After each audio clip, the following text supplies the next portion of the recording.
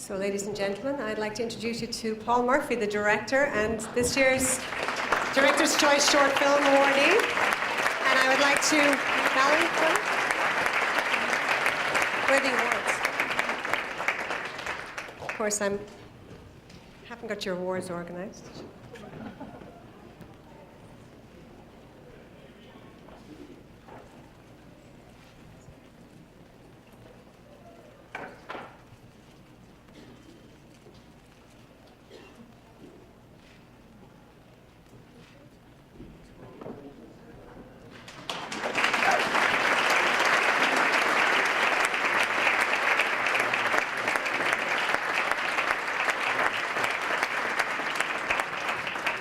Thank you, Valerie. And actually, I'm going to open up a little Q&A just to keep you awake for a little bit. So, Paul has travelled the whole way from Ireland. I'll take that out of your hands, Paul. It's a bit of a weapon, actually.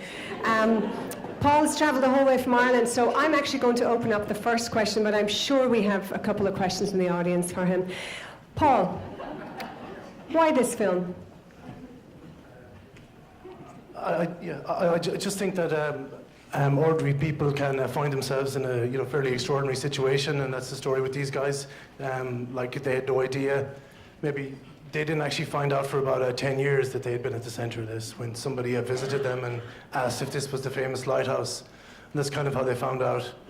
So yeah, I mean, it's a great little story. It's a great little nugget. So I was glad to be able to bring it to the screen. Yeah.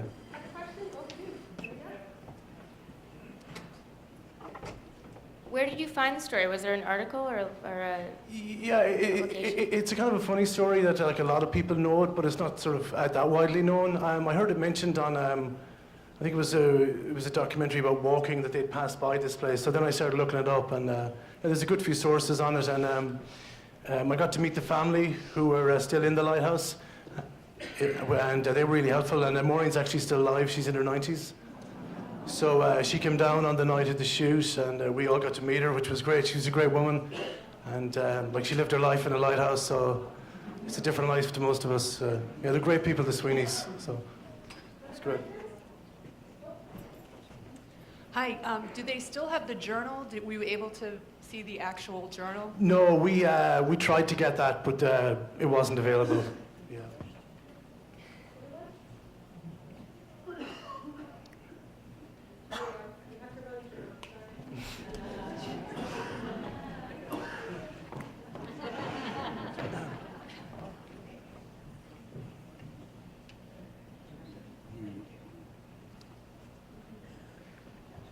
Hi, thank you for that film. It's beautiful.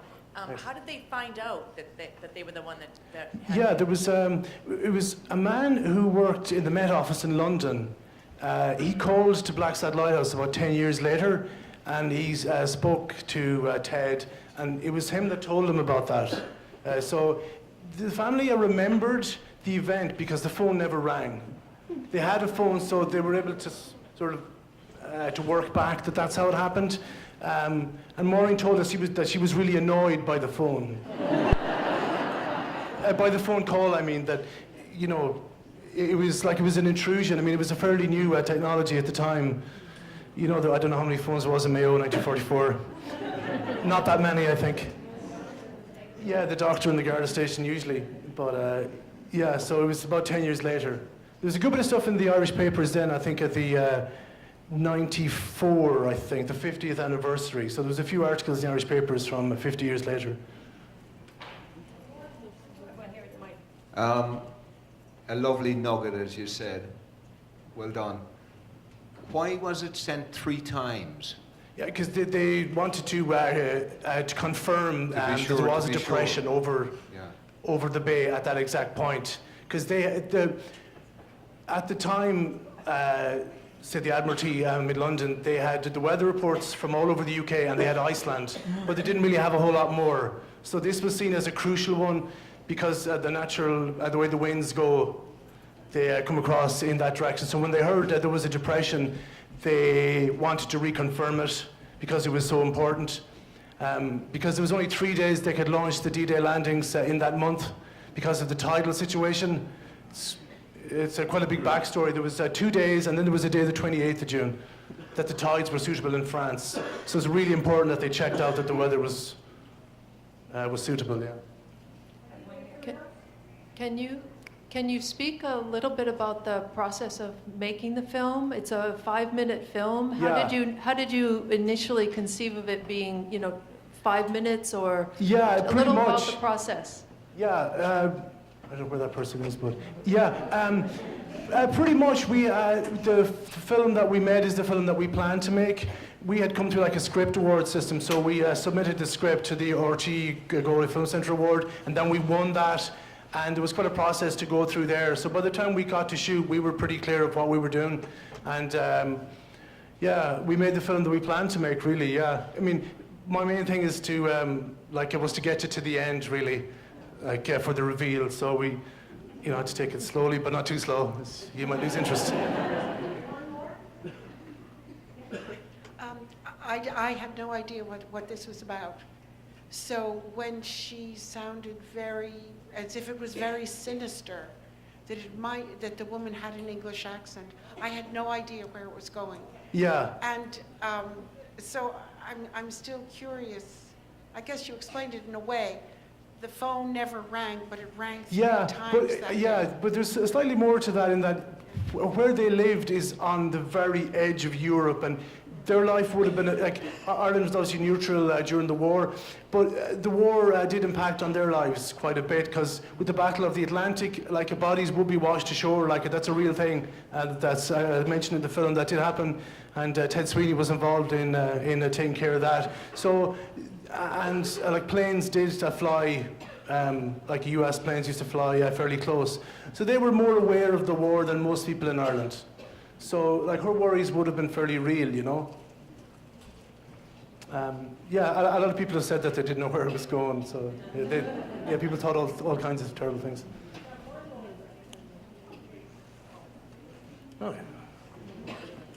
Who actually made the weather report? Was it them? Were they developing the weather report, or did they get that information from some other place? No, he was sending it to the Met Office in Dublin. Ted's job was fairly simple in that he would say, he would measure the wind speed and the pressure and the direction of the wind. He wasn't doing any kind of forecasting. He was just reporting the weather at that place. He was sending the information on to the Met Office in Dublin, and that's where it gets a bit murky. Ireland was actually neutral during World War II, so they were secretly passing on the weather reports to the British government. That wasn't known at the time. And he was only doing weather because they were at a lighthouse, so they would give the job to all the lighthouse keepers. Just 2 quick questions. Are you in the weather business? You're reporting yourself, and secondly, are you from Mayo? I'm definitely not in the weather business. I missed the second one. And are you from Mayo, or how did you end up there? I'm from Galway. Okay, well that's okay. I'm from Mayo. Okay. And we don't like people from Galway. Yeah. It's the neighbouring county, but it took us so long to get there. It is the farthest point in Ireland, because it's actually there was never a railway station within 50 miles. It is the farthest point you can go, and that's what makes it so special, really, is that it doesn't really come to the isolation of where they live. You get to Belmullet and there's a sign that says it's 30 kilometres of black sod, and you just don't believe it, but it is. Oh yeah, it's really, but it's a beautiful place, and the family are fantastic people.